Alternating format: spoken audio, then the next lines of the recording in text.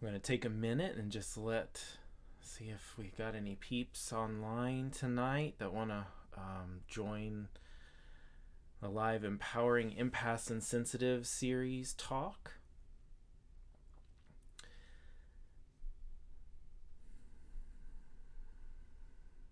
Everything seems to be working good. So tonight, I'm going to share 5 hacks, and I love that word, is so funny. I want to say habits, and in our kind of new social media thing, this 5 hacks to create a more empowered and soul-directed day. I'm excited about this topic because I'm going to share some of them are bits and nuggets from some of the previous talks and things that I've shared. But then a few of them are kind of a new spin, like completely new spin from anything that I've really shared before. Last week, I went into a discussion on exploring our emotions beyond just the surface of what we experience. That, if we experience anger, fear, judgment, all kinds of things, depression, sadness, but beyond that, there's so much more as to why it's there that can help us integrate those things. So part of why we're going to move back into self-care is exploring some of these, and 5 I'm going to look at today more in depth, that you could add to your day or create a rhythm from these practices that could help you. So when you have a little bit more space, a little bit more mindfulness as a part of your day and presence to explore and create empowerment and soul connection, things are just so much smoother. That just never fails when I take time. And I have time every morning, and even if it's 5 minutes, but it's usually more than that because I need it with all the things that are going on in my life. Well, let's get started. So let's jump into these 5 hacks that are going to help you create more empowered and soul-directed day. So what do I mean by that? When I mean empowered, I mean that you're illuminated from the inside out. You're connected from the inside out, from your soul, from your true essence. Isn't that, I know it's what I want the most, is to feel that connection, so that inspiration that's just from the inside out. And then when you feel that, other people vibe it too. If they're, if it's something inspired you can do together, it's coming from the inside, and everyone can feel that inside thing so much stronger because it's a vibrational resonance, and it's just you become and begin to radiate your true essence.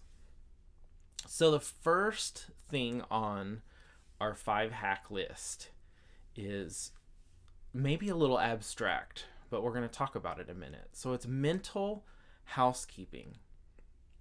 I'm going to share very specific how I do this mental housekeeping, and particularly in the morning, there's a couple of techniques and tools that I use, and I just want to say, if you're on Facebook or YouTube, welcome. If you want me to see you, please post, say hello. I'd love to say hello to you. If you're on Instagram, I can see you when you join. So this mental housekeeping, I don't know if any of y'all, but I know sometimes when I have a lot of dreams and I wake up in the morning, my mind, I'm just kind of not together. Like my mind's just in these other places. And to me, from doing a lot of intuitive and energy work and tuning into people's energies, situations, I've found it's taken me a lot of years to really kind of see this from a different perspective and how our minds actually do it a lot.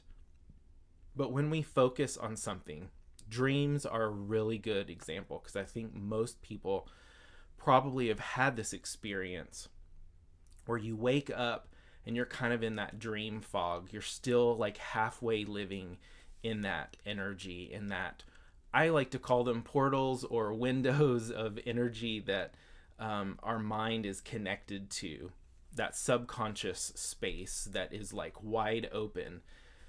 So if the dream wasn't, well, it doesn't really matter what it was, but let's say it wasn't that pleasant, it was bringing up and processing something that was uncomfortable, and you're still kind of feeling the emotions as well of that.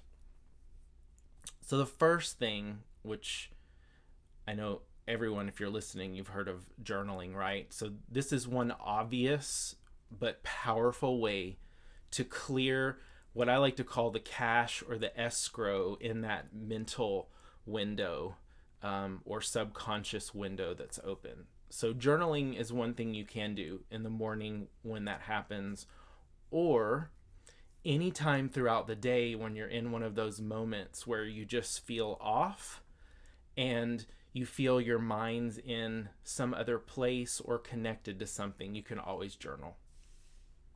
But here's a different way that I've learned that can help, and it helps me. I use it most days. When I wake up, I kind of check in with myself, but we're going to get into that a little bit more. But after I get up and kind of do my things, I'll just kind of tune in and notice, I'm just not in that kind of clear place. And then I will notice in that space that I am still in my dreams. Like the subconscious space and those emotions are still wide open and my mind's fully connected to them. Even if I don't remember my dreams, the emotions and the impressions that are left on the body is there. So I have a little method that I use. You could think of this as if your mind were a computer, and I'm looking at one right now with different windows open. You can consciously imagine that you're going to close that dream window. But what I've learned is the dreams come for very important reasons. So I don't want to shut out the dreams. So I say an affirmation, and something like this. I close the dream windows in all directions of time, leaving only the lessons, love, and clear guidance and information that helps me to be my best and continue to grow and evolve today for my highest good. Something like that. And when I do that, I immediately feel those energy, that mental window just, it'll close down. So another reason that I've learned this and it works really well for me is I've spent years doing intuitive readings and also doing house clearings where I would go in people's homes and I would feel and sense and mentally go, oh my gosh, in that space in their house, this is all they think about, or so on and so forth. Like in their bed, I would go in there and I would feel and sense all their dreams. So you may not do that as an empath or sensitive, but some of us that are very highly sensitive and have been practicing using our sensitive gifts, that's something you may experience. Or you may not have practiced playing with them and you may experience this. What I'm saying, it may make sense. And if not, I invite you to just kind of play with it a little bit.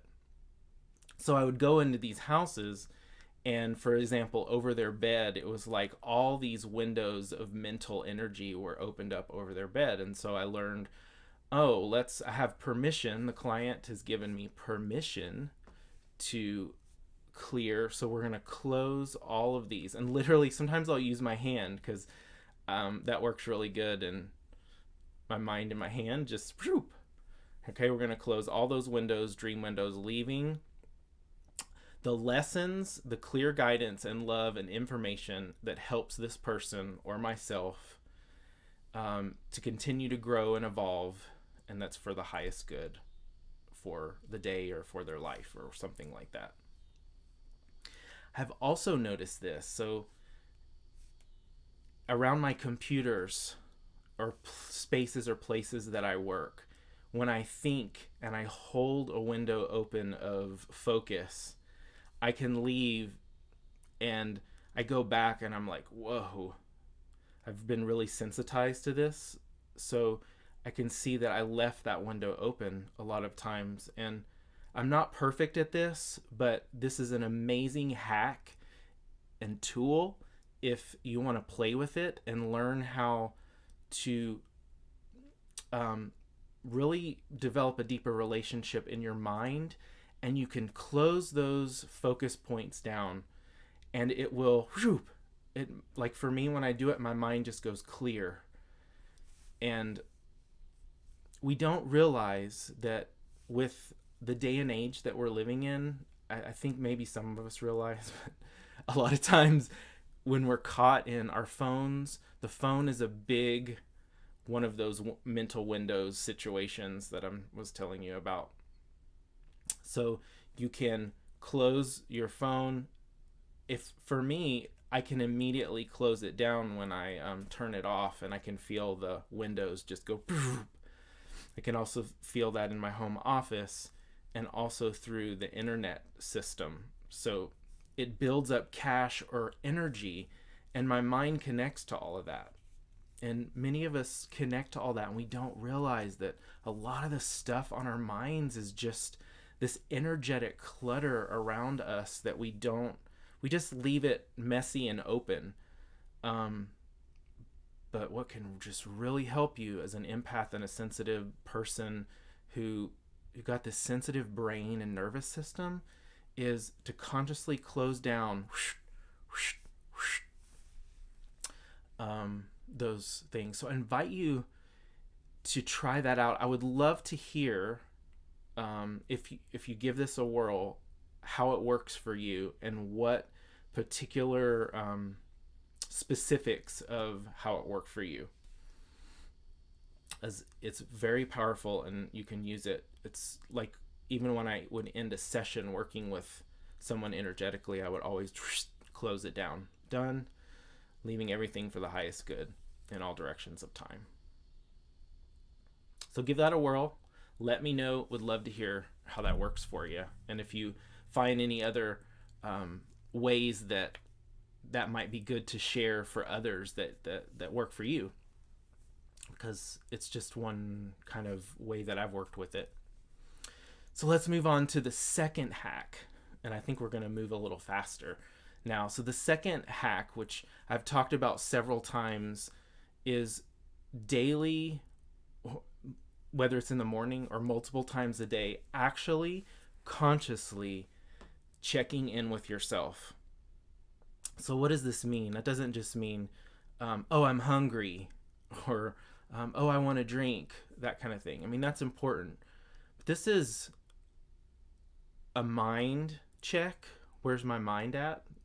What am I thinking about? Because a lot of times we go through our whole day just racing, our mind's racing, we're doing the things that we need to do without checking in and realizing that a lot of our mind is running on patterns. So why this is a hack is because you can hack your patterns. You can cut through your patterns by taking, you could even set, I've done this before when I've had a lot on my plate, like set a timer or an alarm to do a check-in. And that check-in is multiple levels. So it's, Michael, what's going on within you? How's your mind? What's the state and quality of your mind and your thoughts? What's the state and the quality of your body and your emotions? And what is the state and quality of your spirit, that connection with your spirit? Are you feeling connected right now? or are you feeling very disconnected? So that is a simple version of how I would do a check-in. If the more you kind of practice really authentically, deeply connecting and listening to what's going on within yourself, the easier this gets and the more it becomes a pattern or a rhythm. And your mind will start to take on that new habit. When you feel off, you'll go, oh, I better check in. It'll just happen. It's really instantaneous with me now for most things. And awesome tool and tip to give a whirl. The other piece of that is, depending on how you like to use words and language, is what are my needs? What are my soul needs? What are my heart needs? What do I need? Because a lot of times, as we talked about a little bit last week, and I'm going to go into this much deeper in the months to come. But for example, when we get angry, and it just could be irritation is a form of anger or fire. And that is an initiation of an instinct that's trying to protect us from something. So if you don't have the space or have cultivated that ability to check in with yourself, you may just let that anger take you over and run into situations instead of realizing, ooh, wait a minute, I am about to give my power away to this person or do something that I really shouldn't do because it's not out of love or from my soul. And that's a habit, because a new habit that can be created if you haven't done that. Because we're not taught in this society. It's like go, go, go. So when you're sensitive, oh my goodness, this is so important. Self-love and self-compassion are the number one important thing for sensitives because we feel so much. Alrighty, any questions? Shoot them. But I'm going to move on to number 3. A mantra or affirmation that feels good to you. So any of these tips that I'm giving can be used anytime throughout the day, but I've found if you start with one or several of these in the morning, it can really set you into that space where you're soul connected and you're going to be coming from your inner light and empowered to connect with, what's going on in your day and make choices that are healthy for you. And if they're healthy for you, they're going to be good for other people. And if they don't like it, they can make another decision. So a mantra or an affirmation that feels good. So I'm just going to shoot one that I've used for years that I love. And when I say it, I feel it. Feel it so deeply. So this mantra is, I am open and available to more good than I've ever experienced, realized, or imagined before. I'm going to say it one more time. I am open and available to more good than I've ever experienced, realized, or imagined before. And I've gone through periods where I start my day with this, and it completely activates that energy in my day. And I will usually do affirmations such as this, or a mantra. I have yogic mantras that I use for certain things in meditation, but this is kind of a conscious mantra that you can feel it in your heart, and it feels yummy, and your mind can connect with it. So all these different facets of you jump on board. Because to me, if a mantra doesn't do that, yeah, you can fake it till you make it, but I don't enjoy doing mantras that are just, blah, blah, blah, blah, blah. I want to feel it. So this one really sets a lot for me. So feel free to use it if you like it. As far as a mantra, I think that's pretty self-explanatory. If you all have any questions about or have any other tips or tools that you use in a daily affirmation or or that kind of thing. I'd love to hear from you, and we can share that out to other people. All right, let's move on to number 4. So this is kind of similar, but it's different. It's taking time every day to connect with your breath. And these could be used, like you could use this along with before you do your mental house cleaning. You can create and try these 5 tips and work them in a way that works for you. You got to try things out, and then you can, adjust and figure out what feels like a good fit. So the breath. Let's just get into this for a minute, because if you've listened to some of my talks before, the breath, I have some really impactful experiences with the breath. It is, when we take our first breath is when we become alive and conscious in this human embodied experience. So there's something to be said about, taking moments day to day and connect with our breath first thing in the morning. Again, throughout the day, set a timer if you need it. There's so many breath techniques, but if you can just start with balanced inhales and exhales, full body breathing, belly, chest, upper collarbones, that lungs, and then reverse. This kind of cyclical orbital breathing. And through the nose, not the mouth. The nose, when we use the nose, that energy prana moves through the brain, and it tremendously impacts our mind in a different way than when we breathe through the mouth, which more impacts what we call the navel point in yoga. So when we're calming, a lot of times it's our mental, we want that stimulation and balancing these particular channels. We won't get technical stuff today, but yeah, so your breath, just breathing. I wouldn't even complicate this one. If this is new for you and you're not a yogi or any of that kind of stuff, just sit with your breath. So I do want to share a couple of things because I think most everyone can relate to this.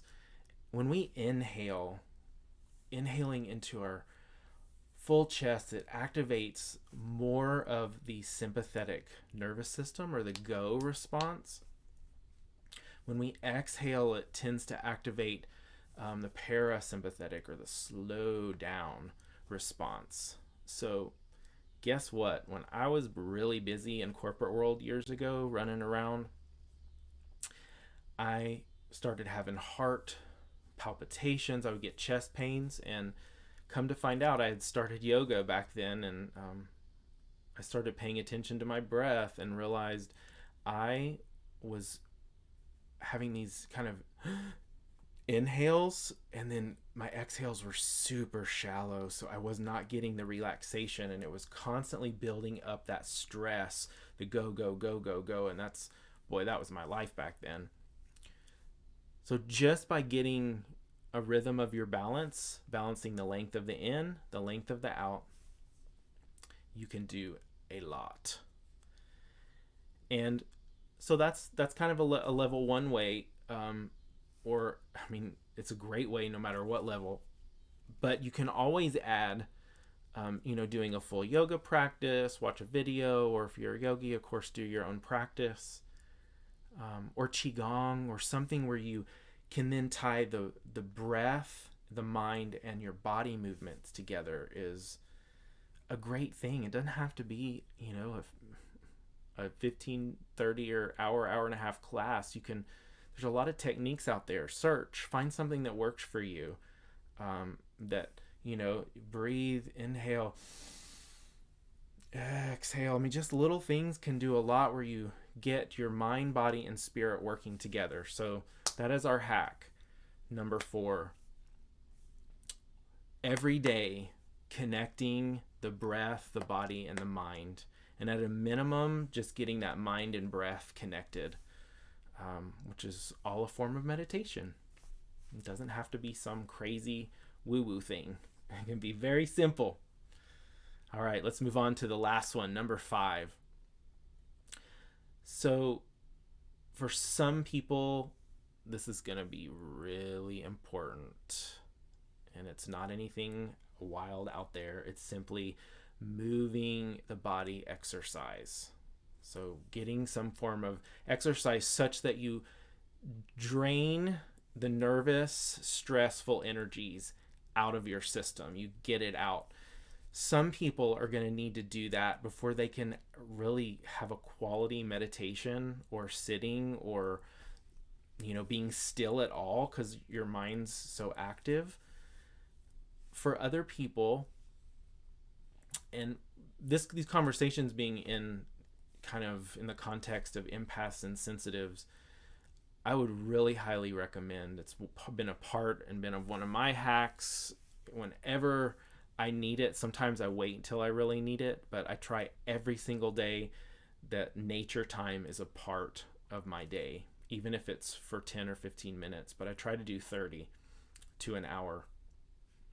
That nature time lets and rebalances your mental and physical and both energy, the magnetic field. When you step on the earth, your body and the magnetic field of your body and the earth help kind of balance each other out. So when we're on the computers and phones, we get a very unbalanced magnetic field, or aura if you want to call it that. So earth time, exercise, you can combine those. For some people, a simple just sitting outside is enough. For some people, you need to really get that exercise and combine it with outside as much as you possibly can. It is so wonderful, and I'm sure if you're listening, you know and have that own sense within yourself of how much nature can affect you, especially as an empath and sensitive, being aware of those sensations deeply. So if you have any questions, thoughts, would like to add to anything I've said, I would love to hear from you. You can, comment on this video whenever you watch it, or send me an email at michael@michaellott.com. You can go on my website, michaellott.com, and also there's a way to just send me a message on there. And message me on social media, Facebook, Instagram, or YouTube. So next week, I'm going to dive into something a little racier topic. We're going to get a little deeper into the body, shame, and sexuality. One thing that I've learned on this journey for sensitives and empaths, everybody, when I say sensitive and empaths, and why my heart is so dialed in, is that everyone really has this opportunity in their own way and is an empath or sensitive, but there's those of us that really connect with that. We're actively sensitive. It's some of us, it's been a part of our journey since we came in, and some of us, a door opens in our life to go, oh man, there's this whole other dimensions within me. And that awakening process is when the empath is activated. It's really powerful. But for those sensitive ones that have had to deal with shame, repression, which is me, you all, I have a lot of stuff to share that's pretty raw, and I'm going to get into it because I think it's really important that everyone know that every part of you is perfect. Every single part of you. And even if society or your parents or your family, you learn to shame your body or sexuality, as a gay man, that's, oh my goodness, I've had to really do some shadow work. And I'm 44 years old, and, these last couple years, I've really had to dive deep into some areas that I thought I had worked on, but not as much as I thought I did. So yeah, we're going to go in and talk about how to heal and create a deeper connection with your body. Our body is this incredible vessel that it's literally illuminated by our spirit. It's an antenna. There's so many things. We're going to get into some of these. So we've got to learn to love on it on multi-dimensional ways if we want to be a whole, complete human being, from this physical all the way connected to our soul. So I look forward to talking and sharing some more next week, and hope you can join me. Lots and lots of love. Have a great week, and if you need any support on your journey, I'd love for you to join my private Facebook group, which is new, and we're just beginning to build some momentum in there, getting interested folks to join. You can find that. There's a link on my website under the community page, or it's, I was trying to think another way to get you there. If you're on Instagram, you can click the link and you'll see a link from that link to the Facebook group. So I'm so happy to see you wherever I see you. Lots of love. Have a good night or morning or day wherever you are.